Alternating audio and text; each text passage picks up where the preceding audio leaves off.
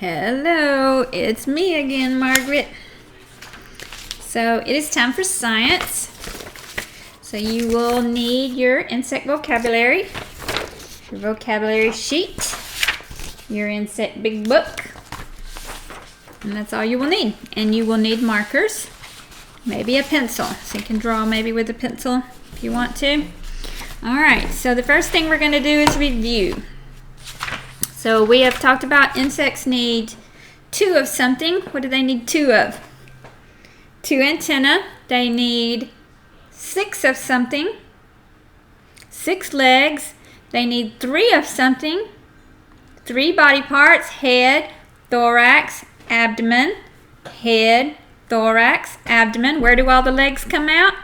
Of the thorax. Some insects have wings. They have 2 forewings and 2 hinder wings, hind wings. I just want to keep calling them hinder. All right, so what do the antennae do? Yep, they are sensory organs. They can help them taste, feel, sense danger. Where do the antennae come off of?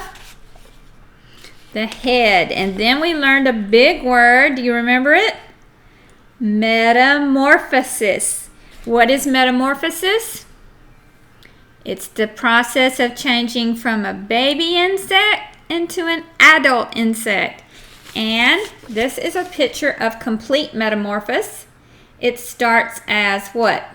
Eggs, and then it goes to caterpillar, cocoon, adult, and then the adult will again lay eggs, and the circle of life keeps on going. Do all bugs go through complete metamorphosis? No, they do not. Some are born as a tiny miniature adult and then they grow. What happens as they grow? They shed their exoskeleton. Exo means on the outside. So their skeleton is on the outside, ours is on the inside. So if our skeleton gets broken, it's on the inside, it's hard to see. If their skeleton gets broken, it's like a squish bug. The end.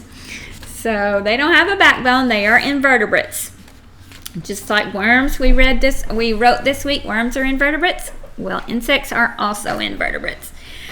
Alright, so we talked about communication yesterday. We talked about some leave a scent trail, some rub their back legs together, some light up, some do a dance. What was the bee dance called?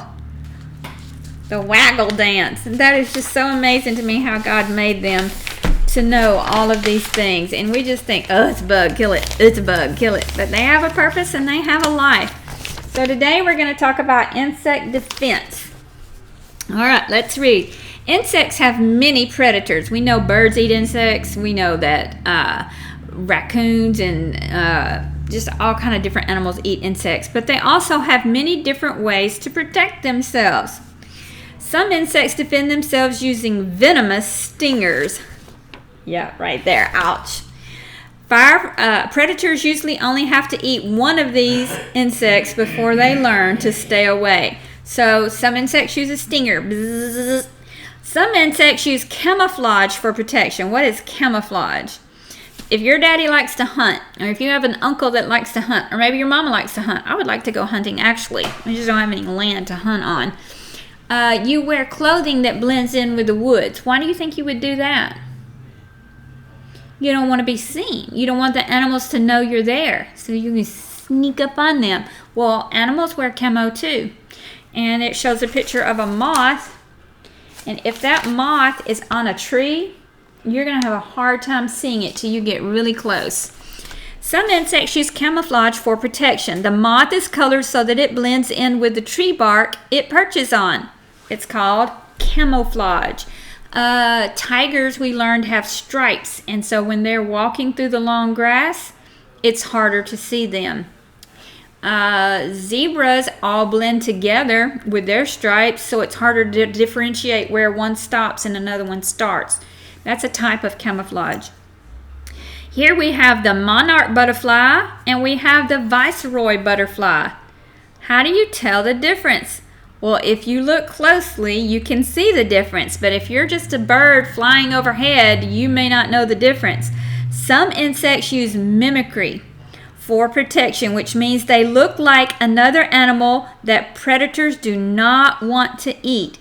Viceroy butterflies mimic the monarch butterfly because the monarch butterfly tastes bad to other animals. So they are both orange and black. It's hard to tell the difference. You know when you are sitting beside somebody at school and you're like saying everything they're saying the same way they're saying it?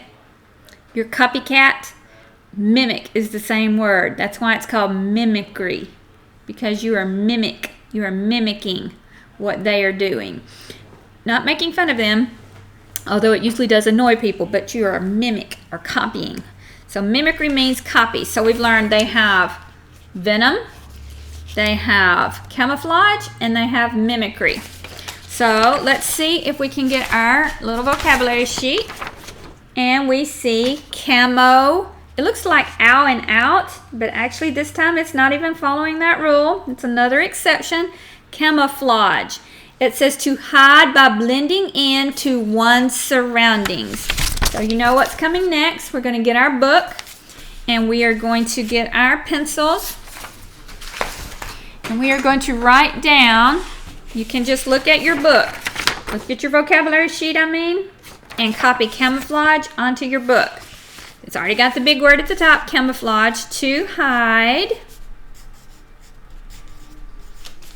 by blending in to one's surroundings. Surroundings.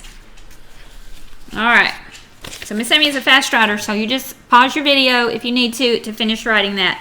But I want to talk to you about what the words mean. To hide by blending, we know what blending means, to mix in so you don't see it. To hide by blending into one's surroundings. Do you know what the word surroundings mean?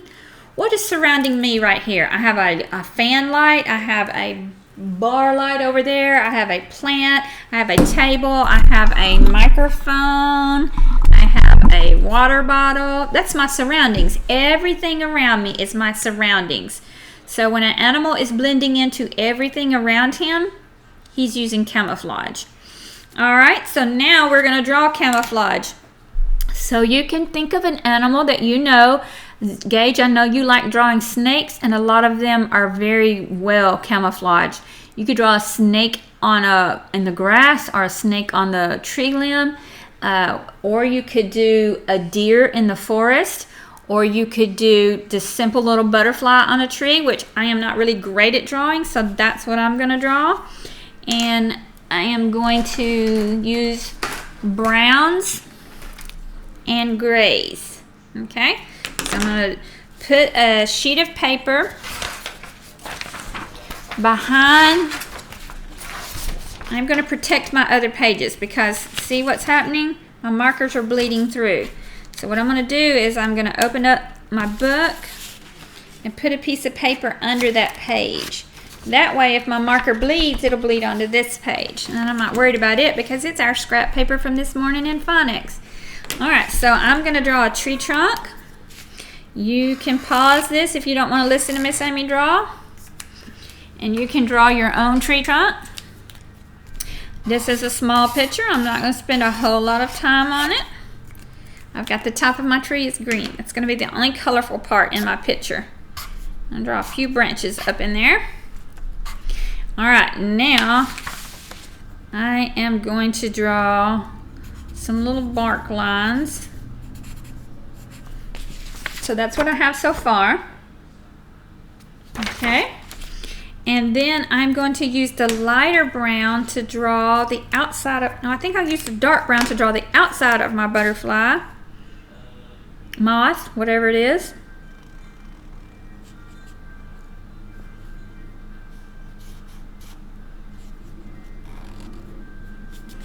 Alright, already you really can't see it on my tree because it's blending in. And I'm going to do some light brown lines on it. and some gray lines. And it got kind of small, so I can't really do much on there. Alright. Can you see my camouflage? Okay. Alright, you do yours. And you can send me a picture of it, or I will see it when you turn your work in. So do a good job. Do a picture like a first grader or a second grader would do. And then turn your page to mimicry. So mimicry was the copycat one. Mimicry says to look like another animal for protection. You know, some bugs are poisonous, and then there will be a mimicry bug that looks almost identical to it, and bugs won't eat it because they can't tell the difference. Other animals won't eat that bug that is copycatting. So I think I am going to do, I'm just going to do a monarch butterfly because I know that is right here for me. I'm going to do the outside of my monarch butterfly black. Okay.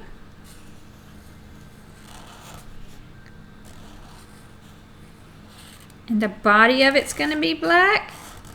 And the antennae are going to be black.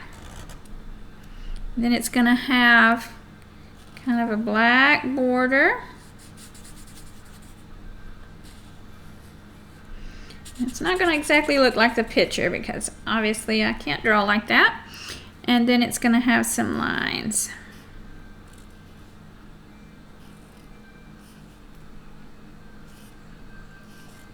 So I'm just going to put some little lines on here.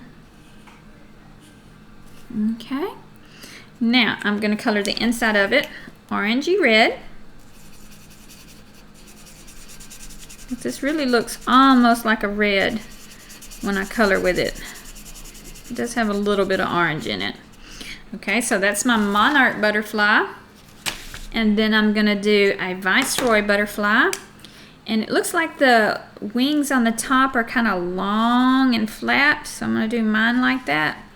And then they kind of angle back.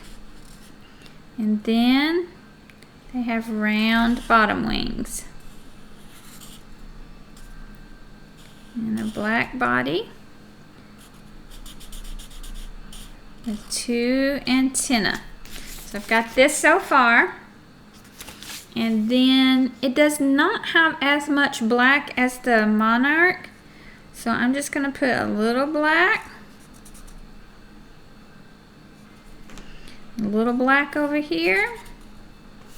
And then it has kind of a thick black border, but not as thick as the monarch. I'm just going to do it a little bit less thick.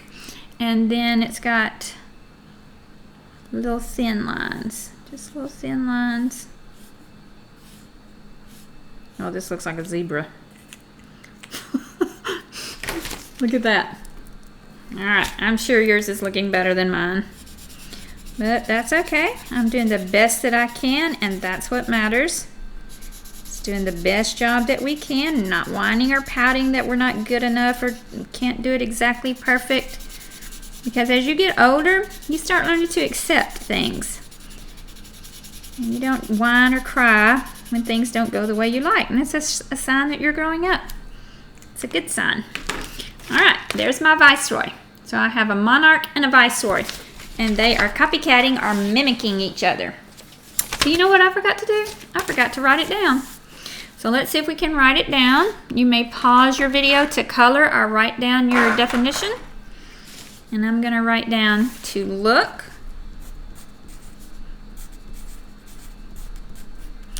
like, to look like another, that's a big word, another, I see inverse in there, another animal for, or in morning, protection. Protection means so you don't get eaten up. It's for your own good. It's for your protection, Mama said. All right. To look like another animal for protection.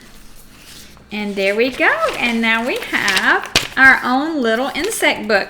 So I need to color my cover. I've got a little girl on my cover, and she's looking at a dragonfly through a microscope. No, not a microscope, a magnifying glass. So we have antenna, metamorphosis, camouflage, mimicry.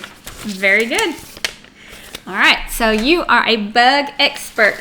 The only thing you have left to do is to either make a sheet of pictures with labels.